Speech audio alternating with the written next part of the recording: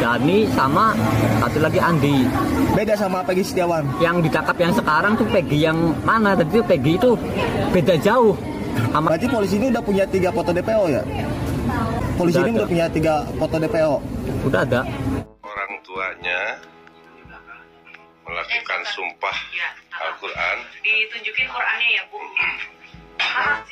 Video lihat videonya si Saka. Kata si Saka katanya Peggy Setiawan yang di penjara sama Peggy Perong itu yang aslinya itu beda ya. Nah, kata si Saka, Peggy Perong yang aslinya itu mukanya bersih, rambutnya keriting. Nah, dari sini kita bisa menyimpulkan kalau si Peggy Perong asli ini anaknya orang kaya. Kok beda banget sih kerjanya sama polisi Taiwan? Polisi Taiwan nggak kayak gitu loh. Di mana-mana di sini di Taiwan itu ada CCTV, jadi ada kejahatan, ada kasus apa aja. Nggak perlu lama-lama, kemarin kasus Vina udah muncul di TV Taiwan, diketawain sama majikan aku. Kok polisi Indonesia kayak gitu, nggak bisa kerja? Iya, kerjanya makan tidur berak terus, kataku digituin. Ya teman-teman, ternyata ada fakta yang sangat mengejutkan yang diungkapkan oleh Saka Tatal. Polisi pernah menunjukkan 3 DPO kepada Saka Tatal. Itu ada Peggy alias Perong, ada Andi, dan satu lagi maaf saya lupa. Tetapi foto Peggy Perong yang saat ini ditangkap oleh polisi dan juga dengan apa yang ditunjukkan kepada Saka Tatal itu berbeda teman-teman. Mari kita lihat pengakuan dari Saka Tatal. Terus dia menanyakan yang DPO. Dia menanyakan dan menunjukkan foto-fotonya. Saka kenal nggak sama foto-foto ini? Ada berapa foto itu? 3. Nggak ada. Berarti siapa aja? Yang itu Peggy alias Perong, Dani sama satu lagi Andi. Beda sama Peggy Setiawan. Yang ditangkap yang sekarang tuh Peggy yang mana? Tadi Peggy itu beda jauh. Berarti polisi ini udah punya 3 foto DPO ya? Polisi ini udah punya 3 foto DPO. Udah ada. 2 minggu yang lalu ada kepolisian dari Polresta Cirebon dan Polda Bandung datang ke rumah dan menanyakan bahwa yang DPO tersebut, kita dengar lagi ya, dikasih tahu foto-fotonya dan nama-namanya. Yang ini foto-fotonya, dan sampai yang dipoto yang ditangkap yang sekarang itu beda jauh. Wah. Yang boleh diceritakan yang Saka lihat di foto itu seperti apa? Ciri-cirinya. Ciri-cirinya tuh dari muka sama dari telinga aja udah beda. Telinga katanya kan berisingan. Wow. Bolong. Itu ya. Oke. Sama dari muka aja udah beda. Sama Peggy yang sekarang. Pada saat itu kan ada 3 DPO dan salah satu Peggy Setiawan ini katanya hitam, kemudian pendek dan juga rambutnya keriting. Nah di situ ada nggak ciri-ciri itu? Ada. Oh, rambutnya keriting. Rambutnya keriting. Tapi yang Peggy yang sekarang ditangkap itu beda jauh sama yang difoto yang ditunjukkan oleh pihak polisi. Polda Jabar gimana sih bekerja keras untuk bisa melaksanakan kegiatan penyidikan lanjutan tentang kasus tersebut, dan sempat dirilis oleh Kabitumas Polda Jabar bahwa tersangka salah satu DPO sudah diamankan, dan di dalam penutupnya kalau kan mungkin bisa melihat atau mengingat kembali, di sana Kabitumas Polda Jabar menyampaikan apabila ada informasi, ada alat bukti yang lain yang bisa membuat lebih terang benderang dalam kasus ini, mohon disampaikan. Itu artinya bahwa kita membuka diri apabila memang ada informasi dan alat bukti lain yang bisa diberikan kepada kepolisian sebagai informasi tambahan untuk mengungkap kasus ini. Dan ketika kasus yang disampaikan oleh Dirkrim Polda Jabar bahwa tadinya DPO ada 3 menjadi 1, karena alat bukti yang mengarah kepada 2 orang ini sampai dengan saat ini masih belum mencukupi. Bahkan ada beberapa keterangan saksi yang menyampaikan itu adalah fiktif, nama fiktif. Menunjukkan foto-fotonya. Saka kenal nggak sama foto-foto ini? Heran ya sama oknum polisi. Padahal mereka itu udah punya foto atau ciri-cirinya gitu kan. Tapi kok bisa-bisanya gitu nangkep anak kuli bangunan yang nggak tahu apa-apa. Seharusnya kan mereka itu udah lihai, udah jenius gitu kan sebagai oknum polisi. Kalau memang kalian enggak nggak bisa disemprit. menangkap ataupun apa, udah serahin aja ke para netizen gitu yang lebih jenius, yang lebih Selain netizen. ini pinter dari oknum-oknum polisi. Lama-lama greget gue loh ngeliatin ngikutin beritanya ini Vina Cirebon. Kalau nggak ngikutin penasaran, kalau diikutin bikin darting gitu kan. Darah tinggi.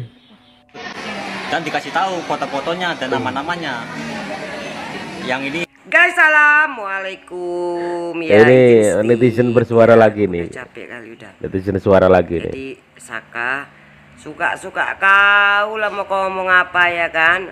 Kau bikin kami mutar-mutar neti ya, keliling-keliling, mencocok-cocokkan. Rupanya ada Piti dari Mbak Emi namanya tuh. Dia membongkar itu kasus narkoba bandar. Karena bapaknya Eki almarhum menangkap satu kapal sabu di dalam kapal itu. Jadi memang kata dia itu Ini isu terbaru ya, narkoba itu isu terbaru lah. Kan? Jadi gua nggak open apa yang kau omongin itu. Suka kau lah situ mau apa kau omongin ya kan. Besok mana beri. Orang tuanya melakukan Sumpah di atas Al-Quran. Ini Peggy Setiawan yang satunya yang didatangi oleh mantan wakil bupati itu. Berikut orang tuanya melaksanakan sumpah Al-Quran untuk memberikan kenyataan bahwa memang tidak mengenal sosok Ibu Ayu ataupun yang dituduhkan sebagai otak dari perencanaan pembunuhan Vina. Silakan Saudara Peggy dengan keluarga atau Pak Cecep Ibu, silakan bersumpah dengan nama demi Allah. Bismillahirrahmanirrahim. Demi Allah, demi Allah, demi Allah, keluarga saya, ini anak saya Peggy, tidak ada sangkut pautnya dengan Sumpah di atas Al-Quran. pembunuhan yang di Cirebon. Kalau menurut gue kebanyakan klarifikasi, udah nggak perlu klarifikasi berkali-kali gitu loh. Kalau memang tidak merasa melakukan itu, Diam lebih baik saja. pilih diam deh daripada klarifikasi terus. Semakin klarifikasi, semakin dicurigai sama netizen. Terus pesan gue cuma satu, jangan pernah main-main sama sumpah, apalagi bersumpah menggunakan Al-Quran ya. Nih, di sini saya mau membahas kasusnya Vina ya. Baru-baru mulai kasus Vina itu tahun 2016, posisi saya masih di Taiwan juga. Nah, itu cuma viral, cuman nggak seramai sekarang ya. Nah, pada tahun 2016 itu udah hilang kasusnya ya. Cuman sekarang ini naik lagi kasusnya Vina itu, malah nambah viral banget ya, udah naik banget. Tadi aku pagi-pagi scroll video, lihat videonya si Saka. Kata si Saka katanya Peggy Setiawan yang di penjara sama Peggy Perong itu yang aslinya itu beda ya. Nah, kata si Saka, Peggy Perong yang aslinya itu mukanya bersih, rambutnya keriting. Nah, dari sini kita bisa menyimpulkan kalau si Peggy Perong asli ini anaknya orang kaya. Pantes aja polisi nggak berani nangkap dia, beraninya nangkap si Peggy Setiawan yang anaknya orang miskin ini. Coba, polisi kok gitu banget, polisi Indonesia, ya Allah. Udah tahu dari fotonya aja beda, kenapa dia bisa salah tangkap gitu loh? Maksain. Jadi dia nggak berani, karena si polisi Indonesia ini nggak berani nangkap anaknya orang berduit ini, Peggy Perong yang asli, yang mukanya bersih itu, ya rambutnya keriting itu. Dia beraninya sama si Peggy Setiawan yang kuli bangunan.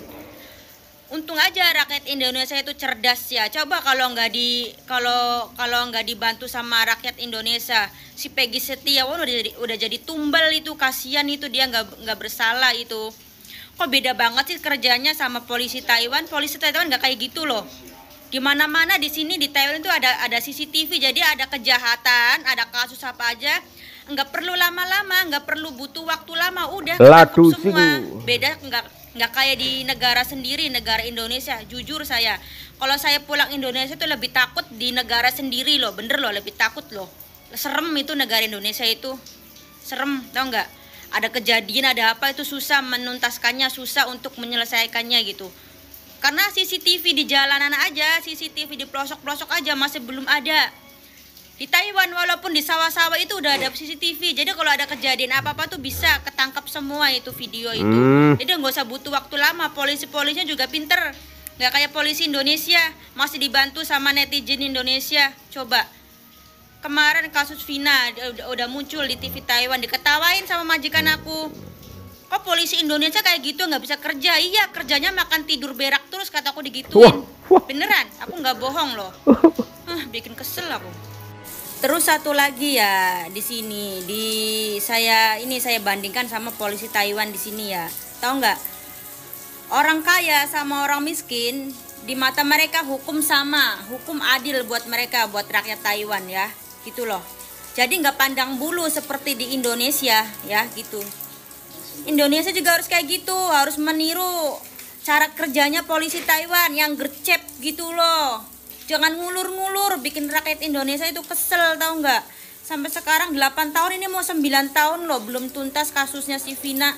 Makan berak katanya. Ini mohon maaf sebelumnya, banyak sekali yang komen di VT saya tentang almarhum, bagaimana nanti kelanjutan kasusnya, dan ini saya tidak mau membahas almarhum, doakan aja almarhum semoga tenang di sana, diampuni dosanya, dilapangkan kuburnya dan diakuin keislamannya gitu, amin.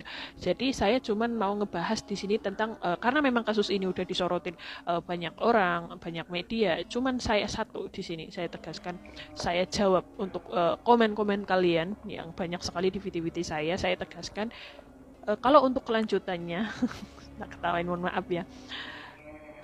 Banyak yang numpang viral, yang pura-pura simpati, pingin bantu, tapi tujuannya cuman pengen terkenal. Ya kayak pengacara-pengacara itu ngomongnya, tapi dia tidak memperdulikan mau kasusnya ujungnya gimana, yang penting dia masuk media aja, yang saya lihat kayak gitu. Dan ingat satu, ada lagi, manusia itu jangan gampang mudah percaya.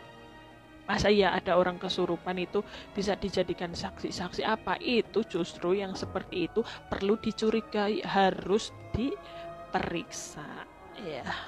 Ngeselin nggak? Ngeselin, gue udah ngantuk. Nah itu perlu diperiksa, karena gue tahu hal-hal kayak gitu itu beneran kesurupan atau ada something wrong gitu kan, tanda tanya gitu. Jadi perlu diperiksa, menurut saya perlu diperiksa. Karena apa? Orang kesurupan itu karena depresi, orang kesurupan tidak seperti itu. Karena kan saya tahu hal seperti itu ya. Mungkin biar rame juga kali ya, kan ada apa gitu, kenapa gitu. Orang yang udah meninggal itu jarang bisa nyurupin ke orang yang seperti itu, biasanya hanya sekedar korinnya saja, tapi jarang. Nggak bisa, bukan jarang non. Guna di ruqyah itu pun enggak, biasanya orang kena guna-guna kalau di ruqyah, kalau sampai kesurupan biasanya dia juga orang yang punya beban yang berat, tekanan batin, jadi keluar semua, jadinya stres, jadinya kayak orang kesurupan, bisa teriak-teriak. Tapi kalau orang yang seperti itu antara dia pura-pura kesurupan apa kesurupan beneran, berarti kan ada sesuatu. Periksalah itu orang, something wrong. Cuman kan mulut saya ngapain langsung ceplok ngomong, biarin aja biar kalian penasaran atau penisirin gitu aja. Intinya kita harus punya daya filter, jangan gampang ditipu dengan apa yang kita lihat. Orang di luar sana banyak yang bersandiwara gitu loh ya, banyak yang bersandiwara gitu loh. Jangan sampai kita menghakimi satu orang padahal dia korban ataupun bukan korban. Jangan sampai kita menghakimi satu orang yang memang udah direncanakan oleh banyak orang untuk mengarah menjebloskan orang itu untuk menutupi kesalahan orang banyak. Itu aja sih intinya. Udah, bye. Kasus-kasus kayak gini tuh menurutku nggak penting untuk dibahas. Baik, nggak terus. Udah banyak rekayasa. Mohon maaf, itu hanya penglihatan saja. Kalau salah kan saya minta maaf. Memang saya manusia biasa. Cuman makanya gini, sekarang itu banyak sekali yang rekayasa gitu, yang salah jadi benar, yang benar jadi salah, ya kan? Udahlah, kita paham, sama-sama paham, cuman nggak berani speak up aja. Ya udah gitu aja. Oh, donasi ini ya? Donasi untuk keluarga Peggy ya? Untuk Peggy. Donasi untuk AA Peggy.